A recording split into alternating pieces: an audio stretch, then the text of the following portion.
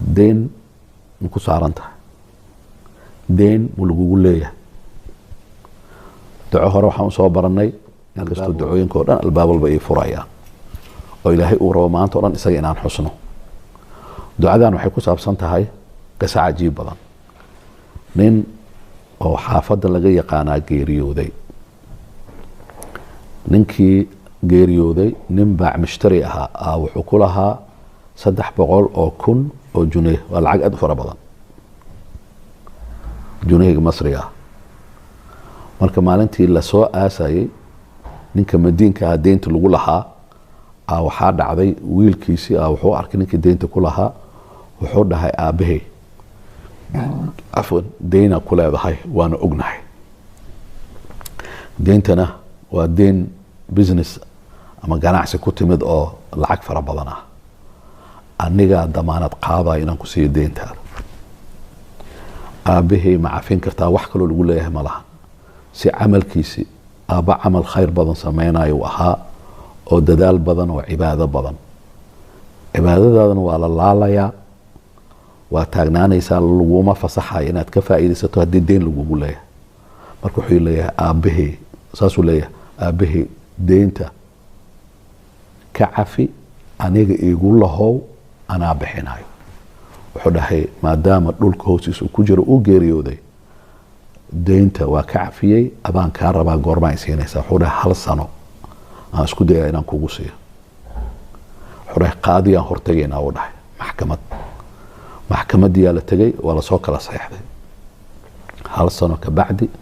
in 300,000 uu u keeno maxkamadana uu keeno markaas kadib uu soo baxay waa lasoo kala tegay sanadkii soo wareegtay maxkamadii balantiyaa la yimid wiilkii dhalinyarada ahaa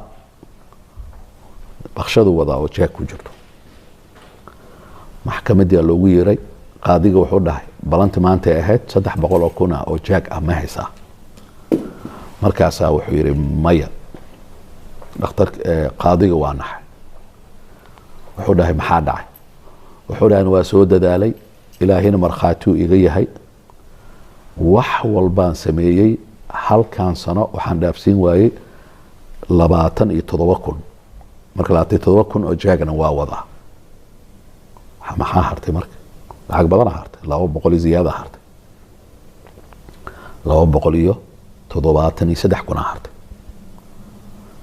qaadiga wuxuu dhahay waqti in lagu dheereeyo ma codsanaysaa ninka wuxuu leeyahay ii xir maadaama sanad uu dhahay sanadkan uu ka soo baxay qaadiyo ii xir maya u kaadi u dhahay wuxuu dhahay 3 bilood ma isiin kartaa waxaan isku dayayaa lacagta inaan keeno waayo dhahay 3 bilood aan ku siiyey allahu akbar qofka mu'minka cajiib uu leeyahay hadduu ilaahay ku kalsoonaado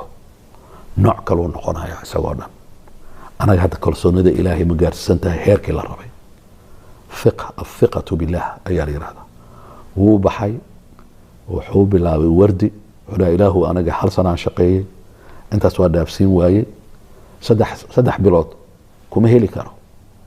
لكن سدح بلاد أديك عن كتوب وهيلي كرا وحب لي هبين إمالين أو لا حول ولا قوة إلا بالله لا حول ولا قوة إلا بالله لا حول ولا قوة إلا بالله لا حول ولا قوة إلا بالله هبين إيمان سدح بلاد 3 bilood dhamaatay maxkamadii la isugu yimid markaas kadib uu soo galay isagoo wata wax duuduuban oo weyn u wata qaadiga wuxuu yiri kaale ninka kale uu joogaa kaale adigana 3 bilood oo dalbatay waa soo dhamaatay wuxuu dhahay ma haysaa jeegii intii ku soo dartay intii harsaneed wuxuu yiri maya wuxuu yiri maxaa u timid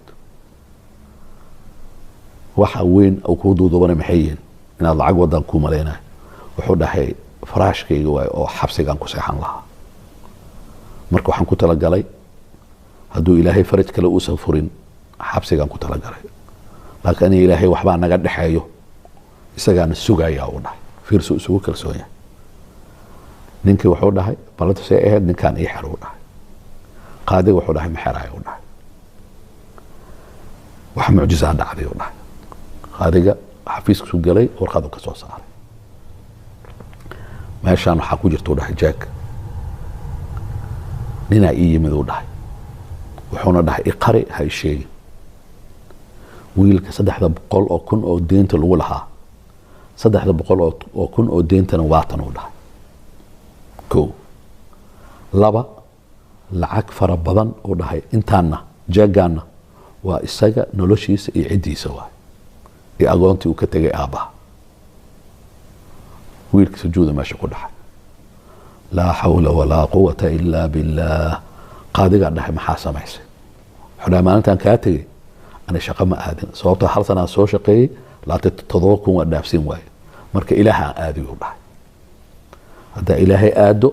ilaahay wuxuu rabuu kuu samaynayaa wasalaamu calaykum waraxmatullaahi wabarakaatu